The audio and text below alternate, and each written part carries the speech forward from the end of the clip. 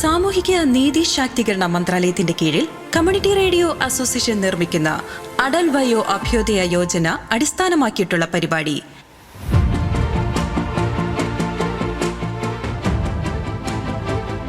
നിങ്ങൾക്കായി സമർപ്പിക്കുന്നത് community radio ബെൻസിക. Vayomithra, നമ്മുടെ വയോധികർ നമ്മുടെ അഭിമാനം. Episode 1, elder line. വയോധികരെ ആദരിക്കുന്നതിനും അവരുടെ അവകാശങ്ങളും പരിചരണവും ഉറപ്പാക്കുന്നതിനുള്ള സേവനങ്ങളും സാമ്പത്തിക ഉപദേശങ്ങളും മറ്റ് അവശ്യകാര്യങ്ങളും പ്രതിപാദിക്കുന്ന ഒരു പരിപാടിയാണ് വയോമിത്ര. പ്രാദേശിക ഭാഷ അനുസരിച്ച് മുത്തച്ഛ, ചേച്ചി, അങ്കിൾ തുടങ്ങിയ പദങ്ങൾ ഉപയോഗിച്ച് പരാമർശിക്കപ്പെടുന്ന ഏകദേശം 60 മുതൽ 65 വയസ്സ് പ്രായമുള്ള ഒരു മുതിർന്ന ഇന്ത്യൻ കഥാപാത്രത്തെ ചുറ്റിപ്പറ്റിയാണ് കഥ.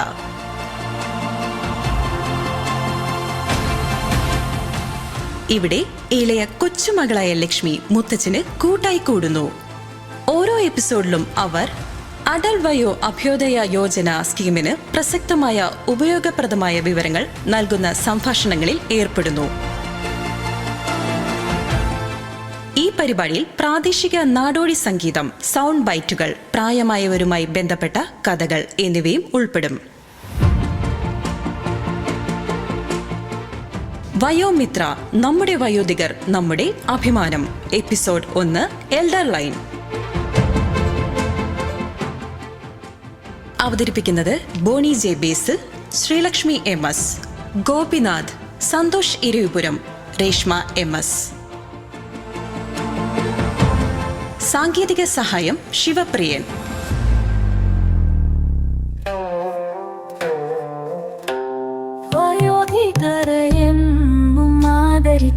ിടണം വഴിയിൽ വീടാതെ താങ്ങിടണം. കാലം പതുക്കെ എനിക്കും നിനക്കും പ്രായത്തിനാധിക്യം സമ്മാനിക്കും.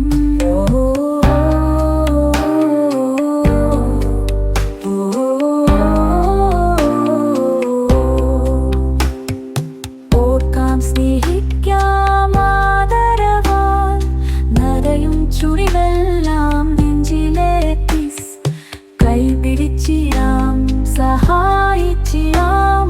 വയോധികർ നാടിൻ അഭിമാനമല്ലോ.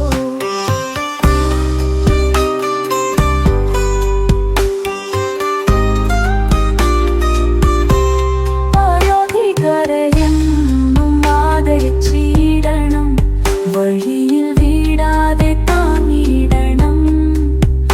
കാലം പതുക്കെ എനിക്കും നിനക്കും പ്രായത്തിനാധിക്യം സമ്മാനിക്കും. ഓർക്കാം, സ്നേഹിക്കാം, ആദരവാൽ നിറയും ചുളിവെല്ലാം നെഞ്ചിലേറ്റി കൈപിടിച്ചിടാം, സഹായിച്ചിടാം. വയോധികർ നാടിൻ അഭിമാനമല്ലോ.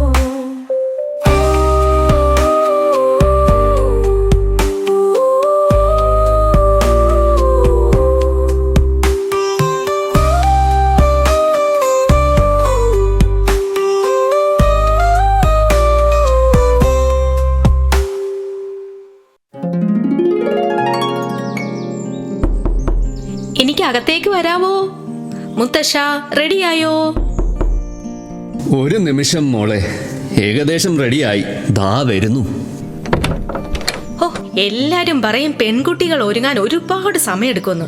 എന്നിട്ടിപ്പോ ഞാൻ മുത്തശ്ശനേക്കാൾ മുൻപേ റെഡിയായല്ലോ. മുത്തശ്ശന് വീണ്ടും ഒരു നിമിഷം കൂടി വേണമെന്ന്. അതാ ഇപ്പൊ നന്നായേ.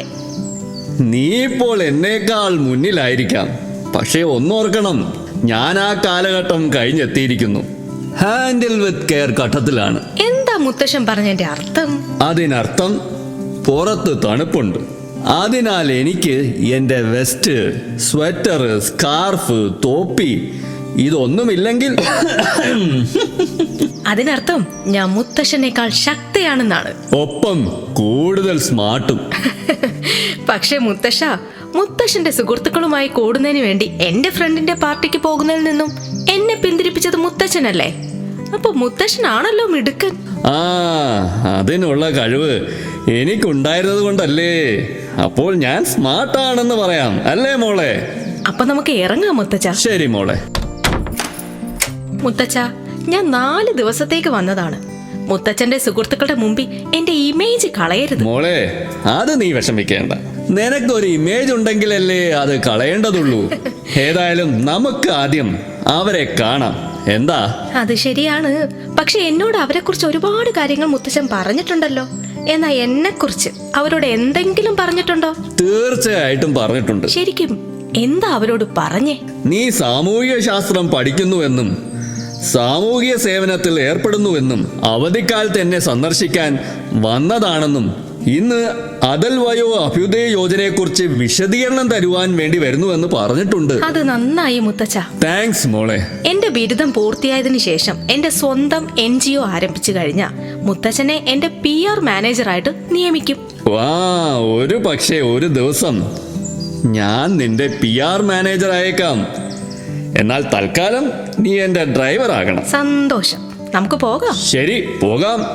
അവർ നമ്മളെ കാത്തിരിക്കുന്നുണ്ടാകും. ഡ്രൈവറിനെ വിശ്വസിക്കും മുത്തച്ഛ. നമ്മൾ കൃത്യസമയത്ത് തന്നെ അവിടെ എത്തും.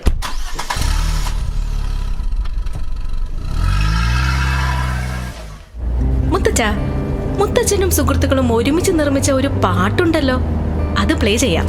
അത് ശരി.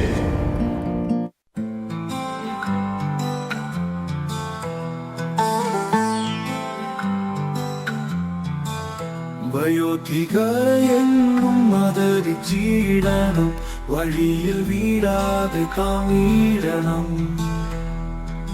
കാലം പതുക്കെ എനിക്കും നിനക്കും പ്രായത്തിനാധിക്യം സമ്മാനിക്കും.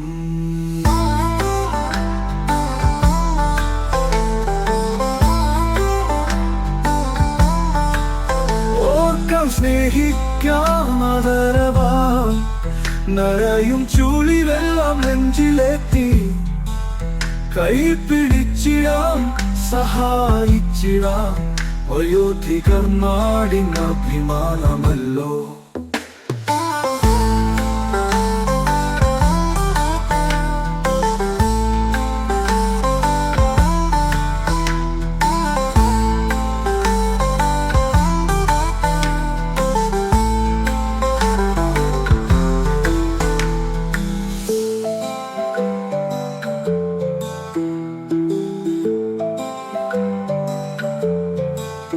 വയോധികരെന്നും ആദരിച്ചിടണം, വഴിയിൽ വീഴാതെ താങ്ങിടണം. കാലം പതുക്കെ എനിക്കും നിനക്കും പ്രായത്തിനാധിക്യം സമ്മാനിക്കും. ഓക്കാം സ്നേഹിക്കാം ആദരവാൽ, നരയും ചുളിവെല്ലാം നെഞ്ചിലെത്തി. കൈപിടിച്ചിടാം, സഹായിച്ചിടാം, വയോധികർ നാടിൻ അഭിമാനമല്ലോ.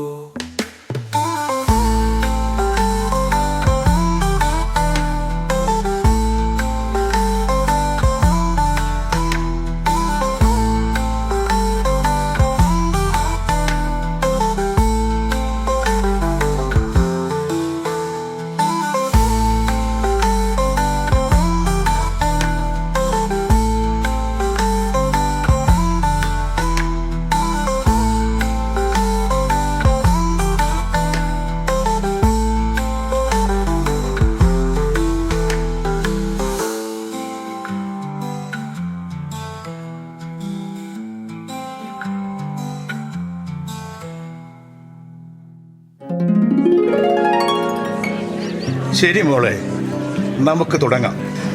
ക്ഷമിക്കണം, ഞങ്ങൾ അല്പം താമസിച്ചു. ആരംഭിക്കാൻ ഒരിക്കലും വൈകിട്ടില്ല എന്ന് പറഞ്ഞത് നിങ്ങളായിരുന്നില്ലേ? അതെ അതെ, നമുക്ക് തുടങ്ങാം. മോളെ ലക്ഷ്മി, എന്താണ് ഈ അടൽ വയോ യോജന?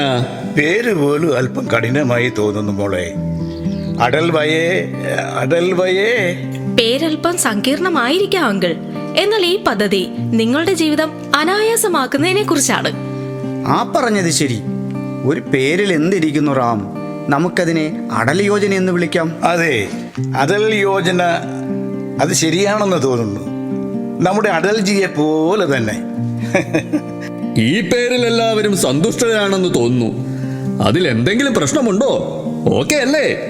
തീർച്ചയായും മുത്തച്ഛ, ഇപ്പോൾ എല്ലാവർക്കും പദ്ധതിയുടെ സാരാംശം ഇതിനകം മനസ്സിലായി കാണും. പക്ഷെ മോളെ, നീ ഇതുവരെ പദ്ധതിയെക്കുറിച്ച് ഞങ്ങളോട് പറഞ്ഞിട്ടില്ലല്ലോ.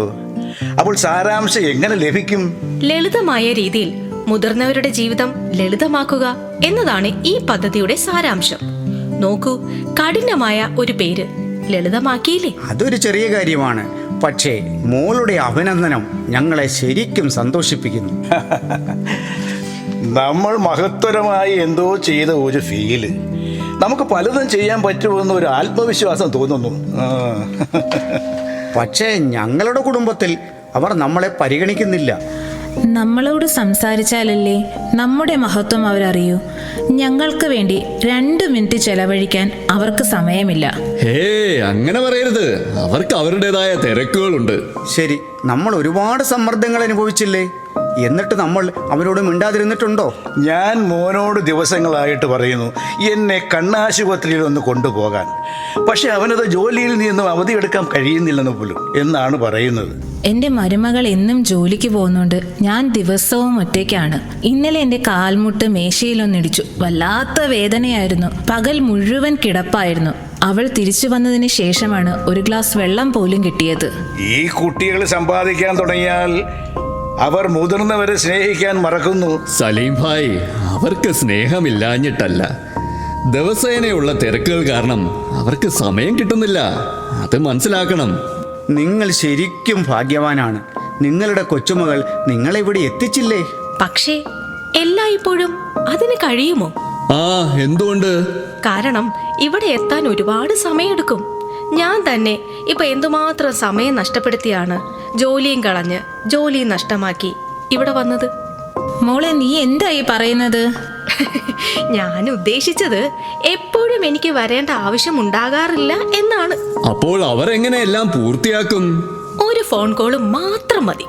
ഒരു ഫോൺ കോളിന് ജോലി ചെയ്യാൻ കഴിയുമായിരുന്നെങ്കിൽ ഇപ്പോൾ തന്നെ എല്ലാം നടക്കുമായിരുന്നു.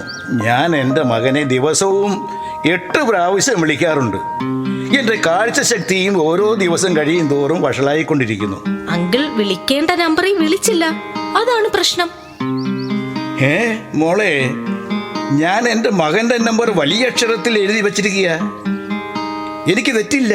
ഞാൻ പറയുന്ന നമ്പറിൽ അങ്കിൾ ഒന്ന് വിളിക്കൂ. ഈ നമ്പറിന് എന്താ മാന്ത്രിക ശക്തിയുണ്ടോ? ശരിക്കും മാജിക്. ഈ നമ്പറിലേക്ക് ഒരു കോൾ ചെയ്താൽ മതി. നിങ്ങളുടെ എല്ലാ പ്രശ്നങ്ങളും പരിഹരിക്കപ്പെടും. കേൾക്കാൻ കൊള്ളാം, പക്ഷേ വിശ്വസിക്കാൻ പ്രയാസമാണ്. എന്നെ വിശ്വസിക്കൂ. നിങ്ങളുടെ ഫോൺ എടുത്ത് 14567 എന്ന നമ്പറിൽ വിളിക്കുക. 14567. അതെ, 14567. ഇതാണ് എൽഡർ ലൈൻ. ഈ നമ്പറിൽ വിളിച്ചാൽ എൻ്റെ കണ്ണുകൾ ശരിയാക്കാൻ പറ്റുമോ? അതെ. ഇതെന്റെ പെൻഷൻ പ്രശ്നങ്ങളും പരിഹരിക്കുമോ? അതെ. അതെന്റെ ഡ്രൈവിംഗ് ലൈസൻസും പുതുക്കുമോ? അതെ. ഞാൻ ദിവസം മുഴുവൻ വീട്ടിൽ തനിച്ചാണ്. ഈ ഫോൺ നമ്പർ എൻ്റെ ഏകാന്തത ഇല്ലാതാക്കുമോ? ഉറപ്പായും. ശരിക്കും? ശരിക്കും. ലക്ഷ്മി, നീ ഇവർക്ക് ഒരുപാട് വാഗ്ദാനങ്ങൾ നൽകുന്നു. അവരുടെ ഏകാന്തത പരിഹരിക്കാൻ ഒരു ഫോൺ കോൾ എങ്ങനെ സഹായിക്കും? മുത്തച്ഛ, ഫോണിലൂടെ സംസാരിക്കുന്നത് ഏകാന്തത ഇല്ലാതാക്കാനല്ല, പക്ഷേ അത് ലഘൂകരിക്കാൻ സഹായിക്കുന്ന വഴികൾ സൃഷ്ടിക്കും. ഇത് ശരിക്കും ഒരു അത്ഭുത സംഖ്യ പോലെ തോന്നുന്നു.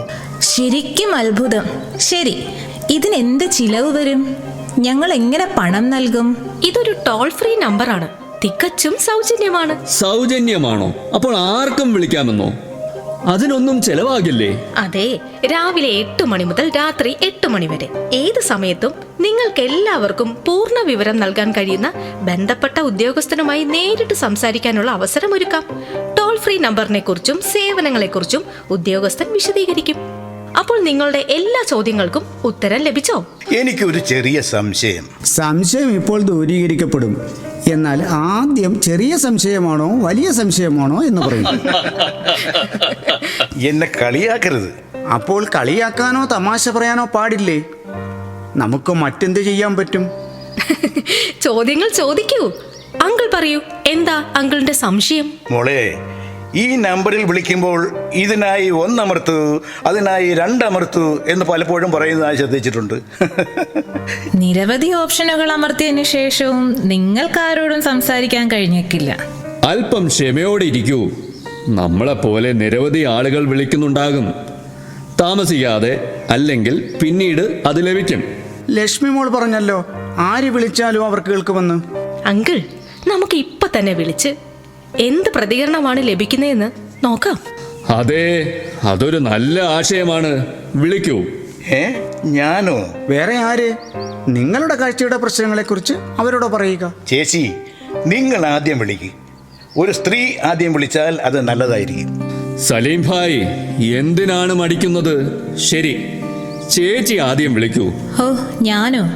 പക്ഷെ ഞാൻ എന്താ പറയേണ്ടത്? അപരിചിതരുമായ വ്യക്തിപരമായ പ്രശ്നങ്ങൾ പങ്കിടുന്നത് എങ്ങനെയാ? ലക്ഷ്മി മോൾ ഹെൽപ്പ് ലൈനിനെ കുറിച്ച് അവരോട് പറഞ്ഞിട്ടുണ്ടല്ലോ. പക്ഷേ അത് ഉപയോഗിക്കാൻ അവർക്ക് കുറച്ച് പ്രോത്സാഹനം ആവശ്യമാണ്. അതെ അതെ അതെ, നമ്മൾ ഇതിനെക്കുറിച്ച് എപ്പോഴും ചർച്ച ചെയ്യണം. അവർ അതുമായി പൊരുത്തപ്പെട്ടോളും. നമ്മൾ സഹായം തേടി വിളിക്കുമ്പോൾ അതിന്റെ അർത്ഥം നമ്മൾ നമ്മുടെ പ്രിയപ്പെട്ടവരെ കുറിച്ച് പരാതിപ്പെടുന്നു എന്നല്ല.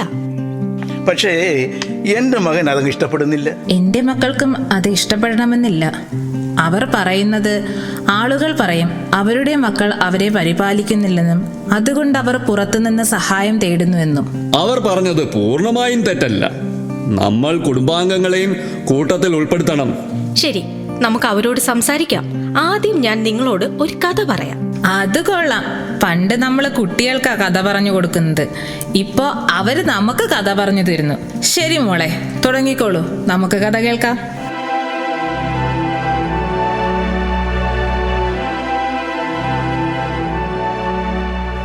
പണ്ടൊരു ഗ്രാമത്തിൽ രാംസിംഗ് എന്നൊരു അനാഥ ചെറുപ്പക്കാരൻ താമസിച്ചിരുന്നു. അവൻ കഠിനാധ്വാനം ചെയ്തു. വളരെ ലളിതമായ ജീവിതത്തിൽ സന്തുഷ്ടനായിരുന്നു.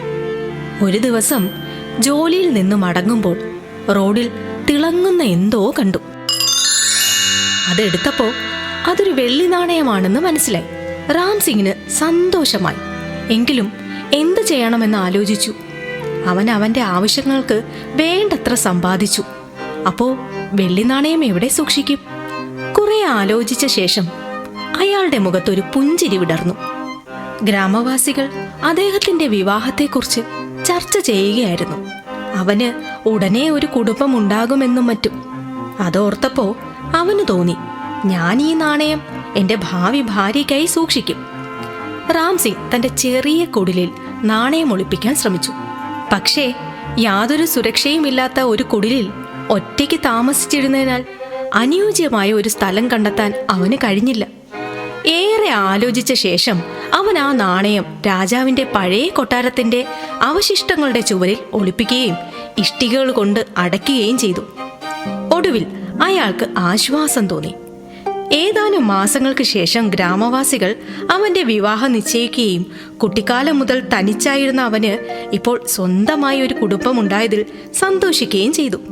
ഈ സന്തോഷത്തിൽ അദ്ദേഹം നാണയത്തെക്കുറിച്ച് പൂർണ്ണമായും മറന്നു. ഏതാനും മാസങ്ങൾക്ക് ശേഷം ഭാര്യ ഗർഭിണിയായി. ഒരു പിതാവാകുന്നതിൽ സന്തോഷിച്ച രാംസിംഗ് ഭാര്യയ്ക്കൊരു നല്ല സമ്മാനം നൽകാൻ ആഗ്രഹിച്ചു. പക്ഷേ അവന്റെ കയ്യിൽ വേണ്ടത്ര പണമില്ലായിരുന്നു. അപ്പോൾ അവൻ വെള്ളി നാണയത്തെക്കുറിച്ച് ഓർത്തു.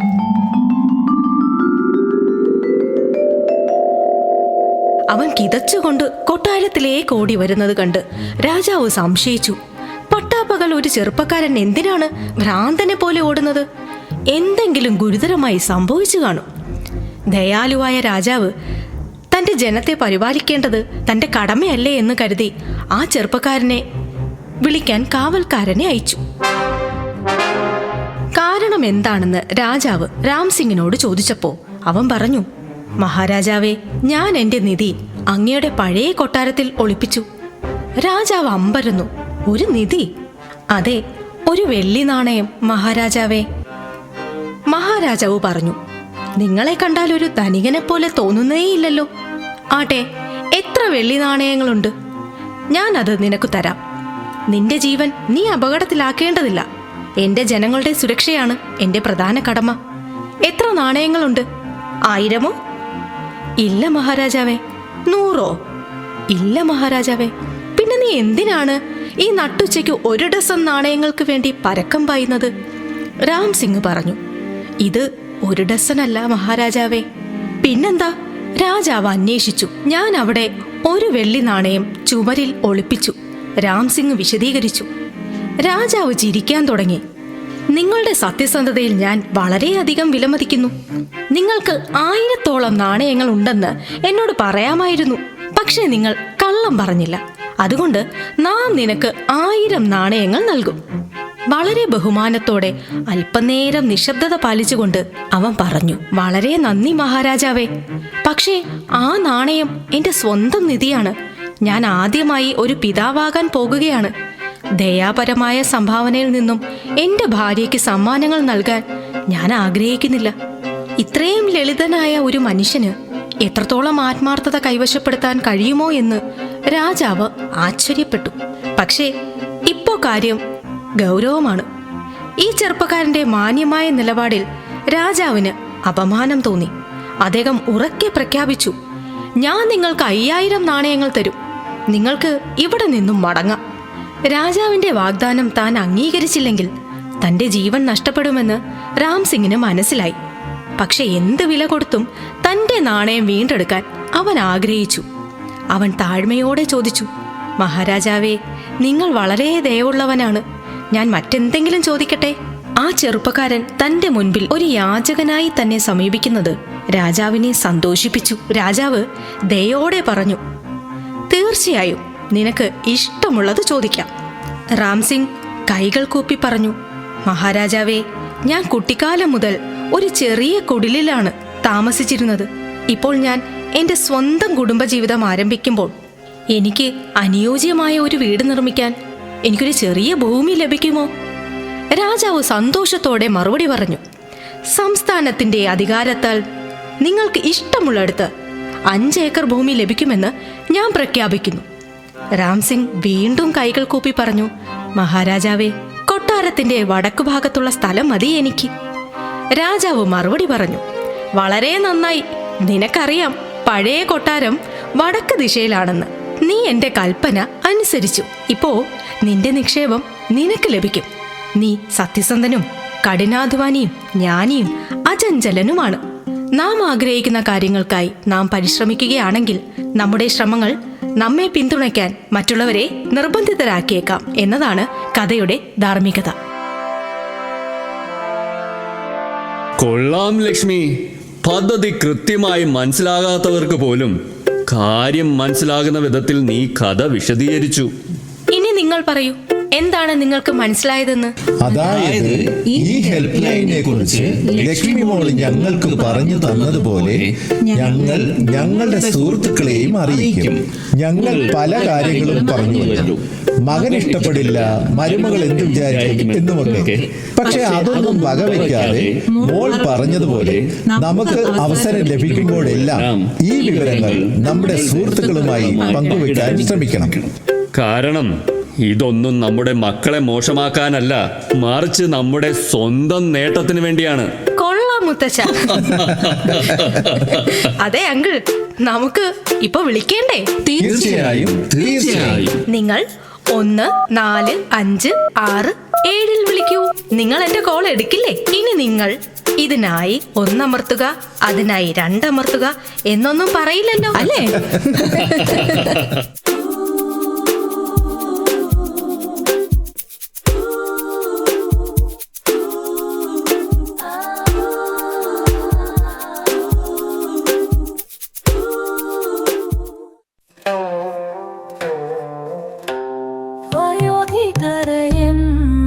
ആദരിച്ചിടണം, വഴിയിൽ വീടാതെ താങ്ങിടണം. കാലം പതുക്കെ എനിക്കും നിനക്കും പ്രായത്തിനാധിക്യം സമ്മാനിക്കും.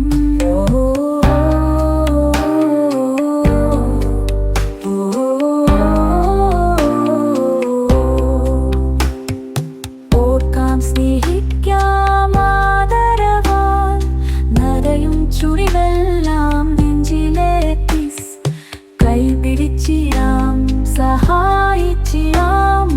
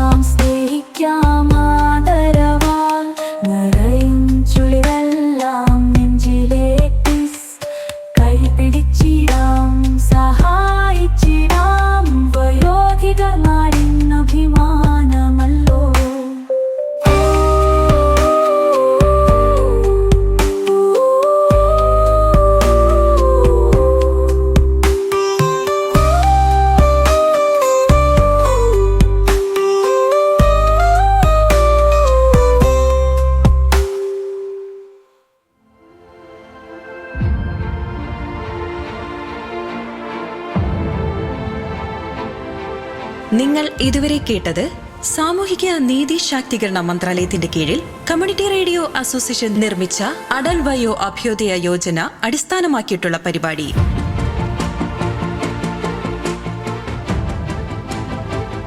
നിങ്ങൾക്കായി സമർപ്പിച്ചത് കമ്മ്യൂണിറ്റി റേഡിയോ ബെൻസിഗർ.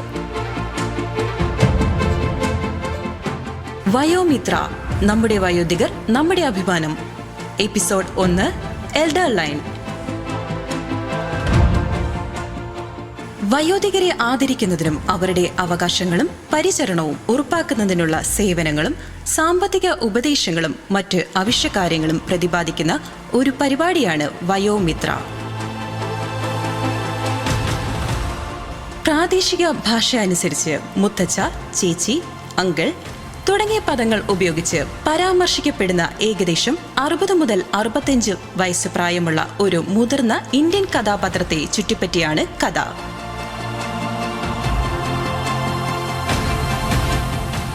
ഇവിടെ ഇളയ കൊച്ചുമകളായ ലക്ഷ്മി മുത്തച്ഛന് കൂട്ടായി കൂടുന്നു.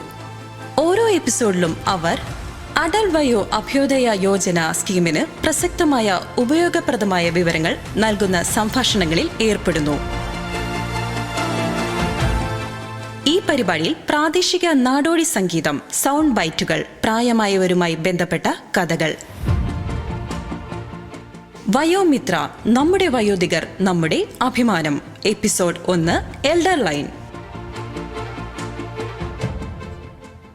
അവതരിപ്പിച്ചത് ബോണി ജെ ബേസിൽ, ശ്രീലക്ഷ്മി MS, ഗോപിനാഥ്, സന്തോഷ് ഇരവിപുരം, രേഷ്മ MS. സാങ്കേതിക സഹായം ശിവപ്രിയൻ.